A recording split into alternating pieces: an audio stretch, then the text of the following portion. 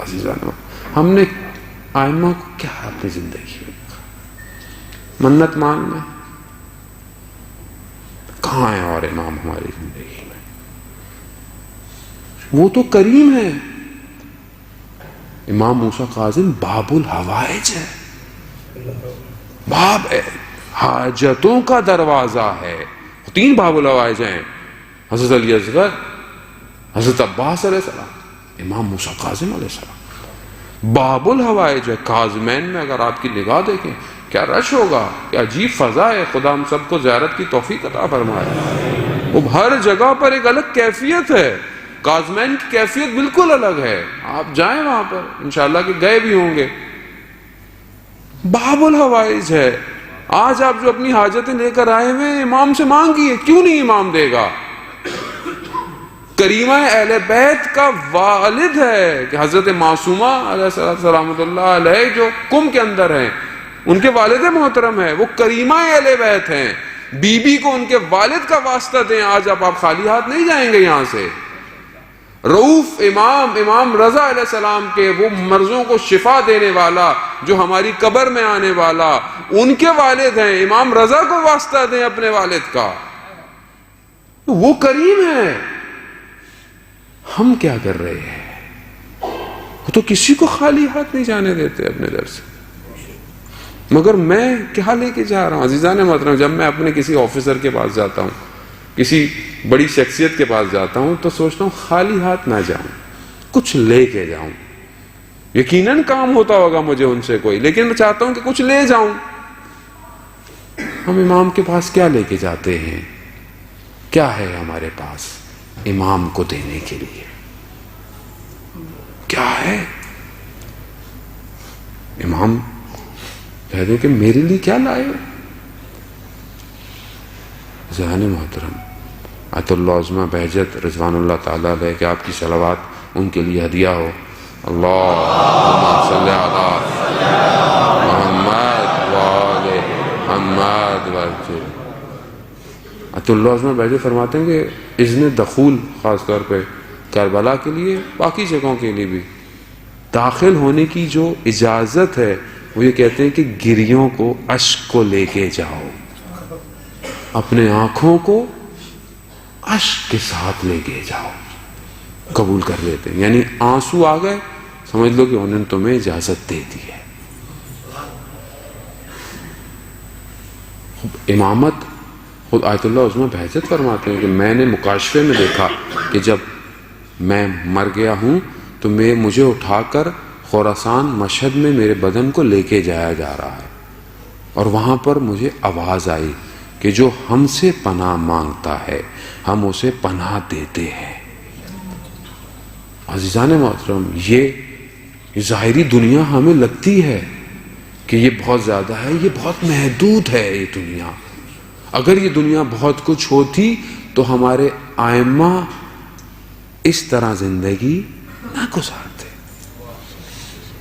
اس قید اور بند میں، اس سختیوں میں، عزیزان محترم، جو بیان کرتے ہیں تاریخی کتابوں میں کہ امام کو اس طرح قید خانے میں ڈالا گیا.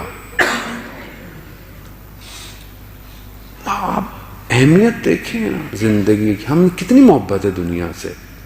جب تک ہم محبت کو باہر نہیں نکالیں گے یہ محبت نہیں آئے گی. دوسری یہ دنیا بھی رہے اور پھر بولے امام بھی رہے، نہیں. اس کا قطعاً مقصد یہاں سے اٹھ کے مت لیجیے گا کہ مولانا صاحب نے بولا جی کام کرنا چھوڑ دو ایک میں. بعض اوقات لوگ دوسرے معنی لے جاتے ہیں. نہیں، قطعاً روایتیں ہماری خدمت میں ہیں. حلال رزق کمانا ہے، محنت کرنی ہے، سارے کام کرنے ہیں، کیونکہ وقت کے امام کو ہر چیز کی ضرورت ہے. لیکن دل نکالنا. آیت اللہ عظمہ بہجت نے پوچھا زہد کی تعریف کیا ہے؟ کہا زہد کی تعریف یہ نہیں ہے کہ دنیا کو ترک کر دو. زہد کی تعریف یہ ہے کہ دنیا تمہارے پاس ہو مگر تمہارا دل دنیا میں نہ ہو. دل تمہارا دنیا میں نہ ہو. میرا تو موبائل کھو جائے تو میری طبیعت خراب ہو جاتی ہے. میری تو گاڑی پہ چڑھا سا اسکریچ لگ جائے تو، ابھی تو لی تھی میں نے گاڑی، دل اتنا زیادہ لگے گی، خراب ہوگا، ٹوٹے گا، کھوئے گا. اس کو دیکھیے کہ جو سالم آیا تھا وہ کتنا ٹوٹ گیا ہے. اس کی تو کوئی فکر نہیں ہے کہ اس پہ سارا دن کتنے اسکریچ لگ رہے ہیں, اس کی کتنی سکرینیں ٹوٹ رہی ہیں. عزیزان محترم, قبر کی رات بہت سخت ہے. جو عرفا نے بیان کیا ہے تو میں ظاہر ہے کہ میرا اتنا مشاہدہ نہیں ہے, لیکن کبھی کبھی وہ مشاہدہ ایک ذرا سی جھلک آ جاتا ہے, جان نکل جاتی ہے. ایک عارف اصفہان میں تھے, عالم دین تھے, انہوں نے اپنے استاد سے وظیفہ لیا کہ میں دیکھوں کہ قبر میں کیا ہوتا ہے. قبر کمروں کی طرح پرانے زمانے میں ہوتی تھی. ایک قبر میں بیٹھے ہوئے وظیفہ کر رہے تھے, دعا پڑھ رہے تھے.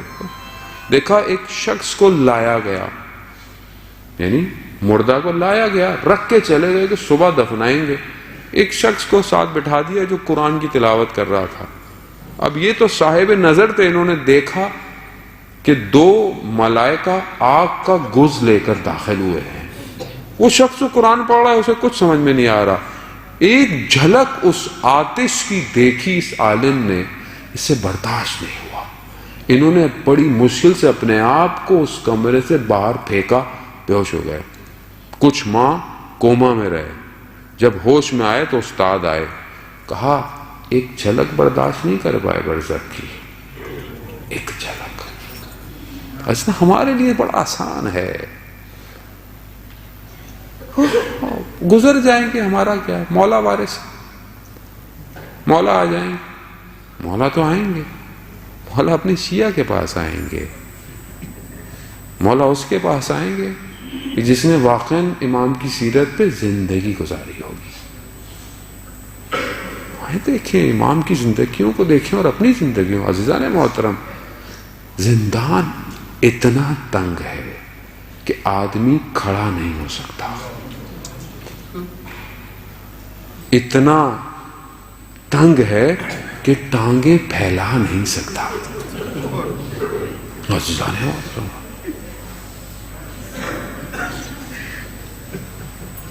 خوابی آپ کو کھڑا کر دے تھوڑی دیر کے لیے, جھک کے کھڑے ہو جاؤ, آدھے گھنٹے جھک کے کھڑے رہو.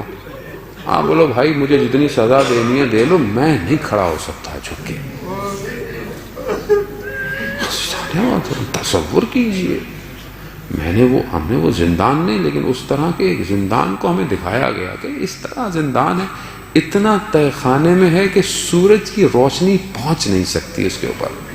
اتنا تنگ ہے کہ آدمی نہ کھڑا ہو سکتا ہے نہ بیٹھ سکتا ہے.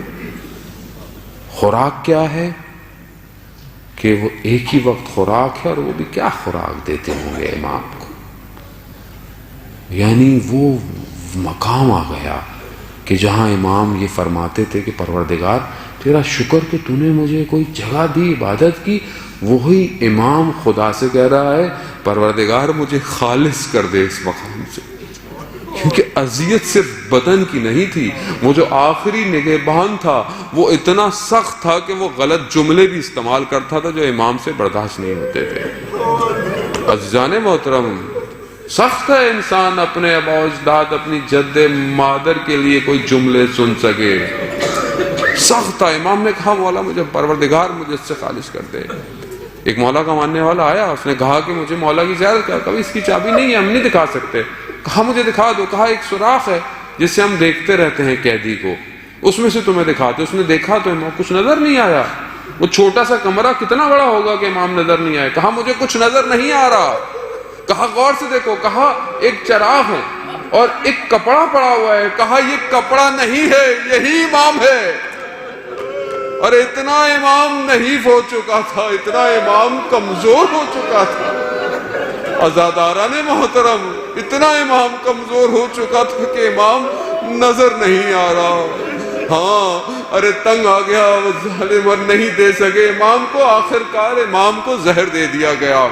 اس نگہبان نے کچھ شیعوں کو بلایا، کچھ علماءوں کو بلایا اور بدن دکھایا، کہا دیکھو اس بدن پہ کوئی نشان تو نہیں ہے جس کی وجہ سے، کہا نہیں اس پہ تو کوئی ضربت کے نشان نہیں ہے، اس پہ کوئی کسی چیز کے نشان نہیں ہے، کہا دیکھو خود گواہ ہو جاؤ امام طبعی موت مرا ہے، ہم نے امام کو نہیں مارا، اپنے آپ کو بچانا چاہتے تھے۔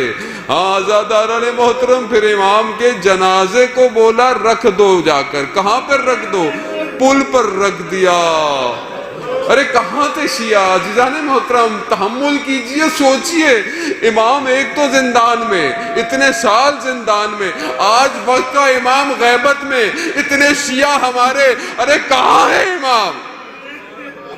کیوں نہیں ہم ایسا کرتے کہ ہم اپنے وقت کے امام کو بلائیں؟ ارے یہی عبرت ہے تاریخ سے کہ امام کو 4 لوگوں نے کندھوں پہ اٹھایا اور کہا آزا، ارے یہی شیعہ رافضوں کا امام ہے، رکھ کے چلے گئے۔ جب دوسرے دن آئے دیکھا، کہا جنازہ بہت بھاری ہے، یہ کیا ہے؟ دیکھا تو امام کے بدن پر زنجیریں ہیں، سنگلے ہیں، اس کا وزن ہے کہ جو امام کے جنازے کو اٹھایا نہیں جاتا۔